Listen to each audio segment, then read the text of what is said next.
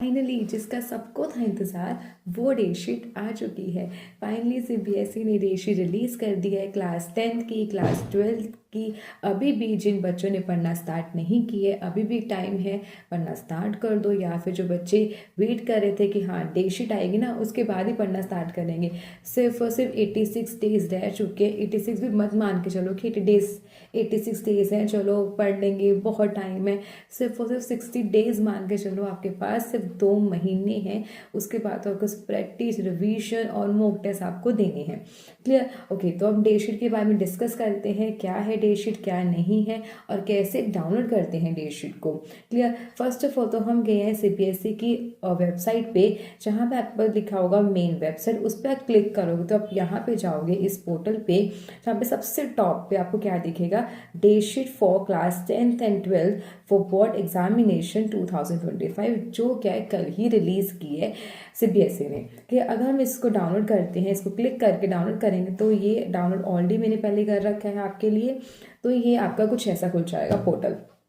Okay, अब इसमें date sheet ढूंढते हैं। यहाँ पे आपकी इन्फॉर्मेशन दे रखी है, पहले सब्जेक्ट बता रहा है किसके रिगार्डिंग है, वो तो आपको पता ही है कि डेटशीट रिलीज कर दी है सीबीएसई ने 10th और 12th की। इसका सारा पढ़ लेना, क्या है बेसिक इन्फॉर्मेशन ही है, ऐसा कुछ हार्ड एंड फास्ट रूल नहीं है।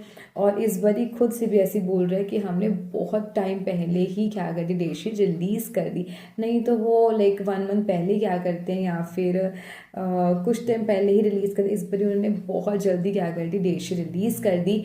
क्यों? किससे बचाने के लिए, बच्चों की जो एंजाइटी होते हैं ना एग्जाम के, जो डर होते हैं उनसे बचाने के लिए, क्योंकि उसने खुद लिखा हुआ है। अगर आप ये वाला पॉइंट ऑफ व्यू पढ़ो, दिस वन, कि students will be able to start their examination preparation well in advance, which will help them overcome examination anxiety and improve their performance in the examination. That means वो खुद बोल रहे हैं इस बार बहुत जल्दी उन्होंने क्या कर दी, डेटशीट रिलीज कर दी, कि बच्चों का जो डर है, एंजाइटी है, जो वो घबरा जाते हैं ना, वो दूर कर सके, अपना एग्जाम की प्रिपरेशन आराम से करे। आराम से ये नहीं कि बिल्कुल ही आराम से कर लो, मतलब टाइम लगा के उस चीज़ को ओवरकम करो। जो भी आपके फियर हैं, जो भी आपको सब्जेक्ट अच्छा नहीं लगता, उस चीज़ पे ओवरकम करके क्या करना स्टार्ट करो, प्रिपरेशन करो और एग्जाम बहुत अच्छे से देख के आओ। क्लियर? अब आते हैं डेटशीट के ऊपर। ये बेसिक इन्फॉर्मेशन है जो आप पढ़ ही लोगे फॉर श्योर। आगे उसी का ये हिंदी में डाल रखे हैं इन्होंने। ठीक है जी, नेक्स्ट ये आ गया आपकी क्लास 10th की डेटशीट फाइनली। ओके, तो आपके एग्ज़ाम स्टार्ट हो रहे हैं 15 फरवरी से। फर्स्ट एग्ज़ाम होगा आपका इंग्लिश का कॉम्पिटिटिव या फिर इंग्लिश लैंग्वेज एंड लिटरेचर का। क्लियर? आपका फर्स्ट एग्ज़ाम 15 फेब को स्टार्ट हो रहे हैं। उसके बाद आपके कुछ रीजनल जो सब्जेक्ट्स होते हैं, सिमिलरली हम मेन में सब्जेक्ट्स की बात करेंगे, जैसे हमने पहले किसकी बात की, इंग्लिश की बात की। देन जो आपका साइंस का एग्ज़ाम है ये आपका होगा 20th फेब को। साइंस का तो बहुत जल्दी आ गया, 15 के बाद सीधा 20 को साइंस का एग्ज़ाम है। देन उसके बाद आपके अगेन कुछ सब्जेक्ट्स हैं, फ्रेंच, संस्कृत, सोशल साइंस। आपका एसएसटी का एग्ज़ाम होगा 25th को। एंड देन सेम वही तमिल, मराठी, गुजराती, जो डिफरेंट स्टेट्स के एग्ज़ाम दे रखे हैं। देन आपका हिंदी आ जाएगा, उसके रिगार्डिंग आपका अगेन बाकी सारे जो अपने स्टेट्स के रिगार्डिंग आपके डेटशीट दे रखी है। बस मैं उन चीज़ को हाईलाइट कर रही हूँ जो मोस्टली एग्ज़ाम में देखने को मिलते हैं, चाहे वो एसएसटी है, साइंस है, मैथ्स है, इंग्लिश है, जो ऑलमोस्ट सारे कवर होते हैं। सिमिलरली यहाँ पे आपका आ जाएगा, ये क्या हो गया, लाइन्स क्यों लग रही है, जाओ जी, ठीक है इसको साइड करते हैं। तो आपका फाइनली जो मैथ्स का एग्ज़ाम होगा वो होगा आपका 10 मार्च को। पहला एग्ज़ाम आपका 15 फेब को है। तो आप अपने अकॉर्डिंग, अपने सब्जेक्ट्स अकॉर्डिंग देख लेना कब एग्ज़ाम है। सिमिलरली आपका ये computer application, information technology, artificial intelligence ले रखा है बच्चों ने सब्जेक्ट से, ये होगा 18 मार्च को।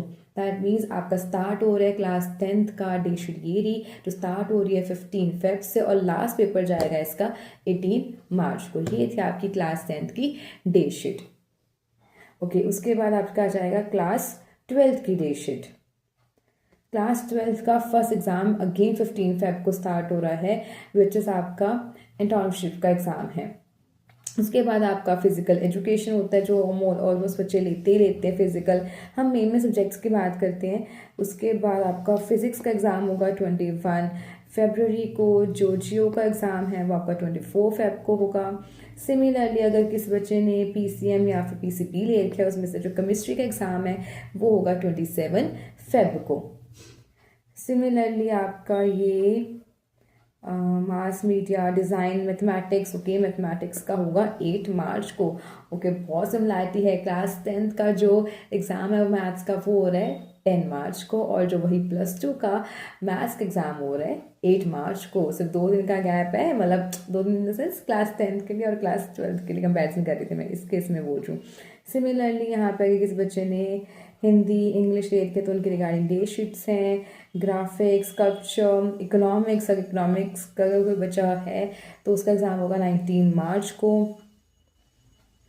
ओके, सिमिलरली अगर किसने बायोलॉजी ले रखी है या फिर अकाउंटेंसी ले रखी है, पॉलिटिकल साइंस ले रखी है, उसके रिगार्डिंग डे शीट ये रही।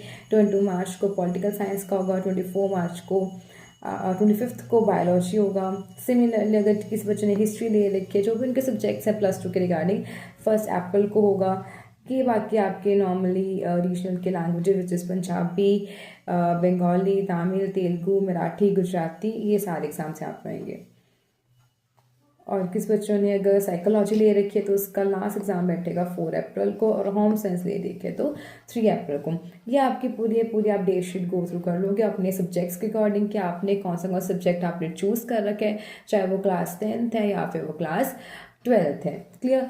और इसका जो भी डाउनलोड है आपका क्लास 10th का, क्लास 12th का, ये मैं डिस्क्रिप्शन में ऑलरेडी लास्ट में प्रोवाइड कर दूंगी कि आप डे शीट अगर आपको डाउनलोड करनी नहीं आ रही या फिर नहीं हो रही है तो उसका लिंक डिस्क्रिप्शन में हो जाएगा, वहाँ से आप डाउनलोड कर सकते हो इस डे शीट को। क्लियर। तो फाइनली आपकी डे शीट आ चुकी है, अब पढ़ना वढ़ना स्टार्ट कर दो अच्छे से। 2 महीने ऑलमोस्ट रह चुके हैं, 2 महीने ही लगा के चलो, है तो 86 डेज ही, बट 2 महीने सोच के चलो। उसके बाद तो बस आपको क्या करना है, रिवीजन करनी है, प्रैक्टिस करनी है, मॉक टेस्ट देने हैं, और जो जिस सब्जेक्ट्स में वीक हो, जिस टॉपिक आपको अच्छे से नहीं आ रहा, उसको क्या करना है, अच्छे से गो थ्रू करना है। क्लियर।